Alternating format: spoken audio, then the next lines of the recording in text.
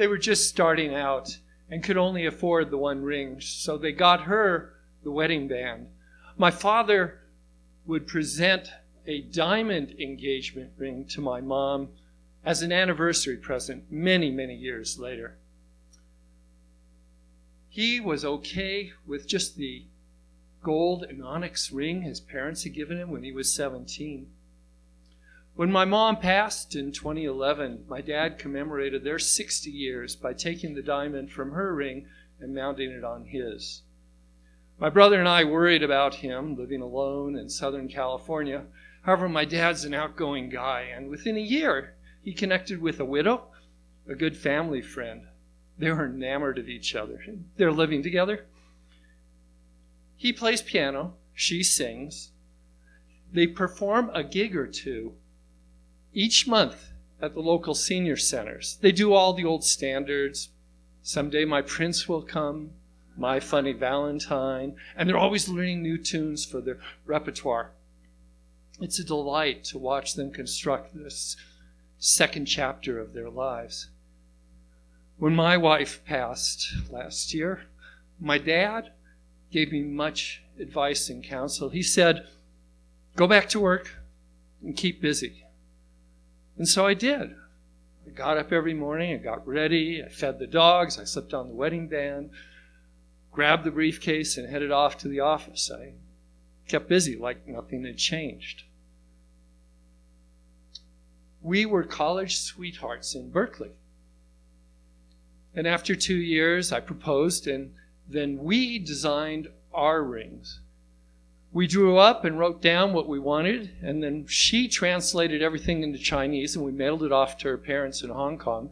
A jeweler the family liked fabricated the engagement ring and the 2 wedding bands, white gold with a Florentine finish.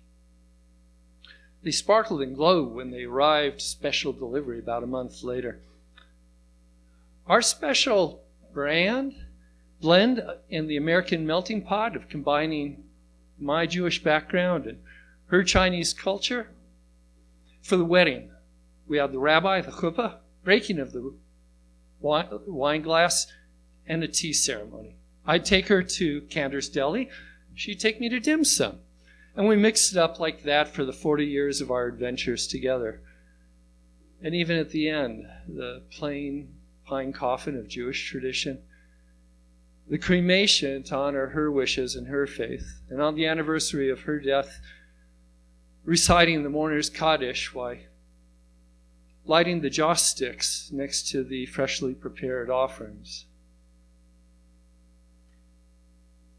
I didn't go to the family Thanksgiving last year. After only 5 months, I was still struggling at the table with the one unset place setting. This year I did fly to San Francisco for Thanksgiving at the home of my brother and his wife.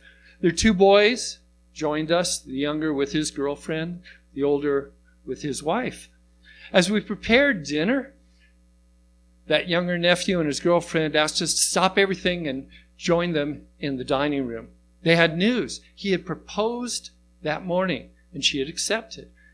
Well, then he'd whisked her off to rendezvous with his older brother at the machine shop of the Exploratory Museum. And there they watched the older brother create their matching engagement rings out of titanium on the CNC milling machine. Very impressive planning and preparation by my nephews. And by the smile on the girlfriend, now fiancée, fully appreciated and treasured. I found I could allow myself to be unreservedly happy for the 2 of them, starting off on their new chapter.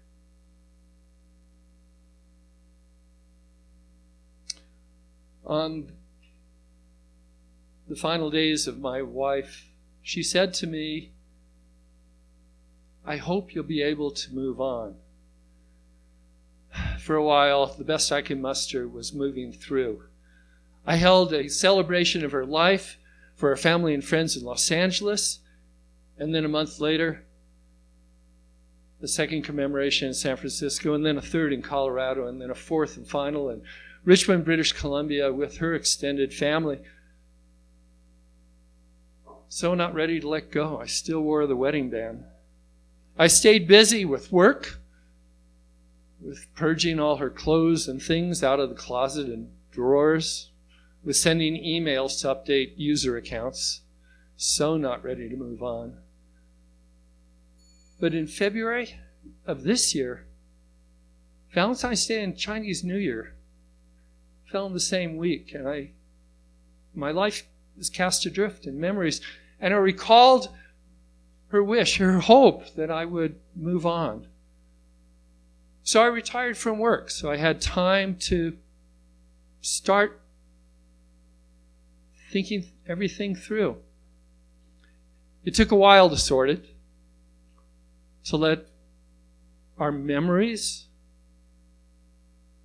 find a warm shelter niche in my soul, to accept that my journey forward was going to be one of moving on and moving through.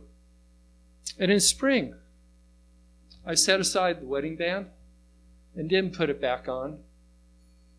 And with my hands so freed, maybe my heart can write the adventures of my next chapter.